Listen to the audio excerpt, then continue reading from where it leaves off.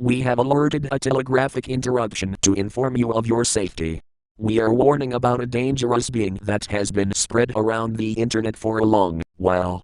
This creature is an unnatural being of nature that uses radiostatic technology to do causes like mimic voices, lure victims, emit loud noises, interrupt broadcasts.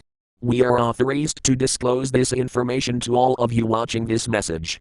The creature has also been reported to disguise as everyday objects, mainly outside matters, such as lampposts, windmills, radio towers, and many more light-emitting sources.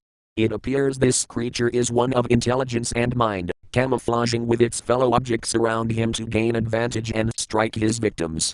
We are ensured you lock all doors, close all blinds and windows, not to make a noise, and watch out for any loud beeping sounds and sirens.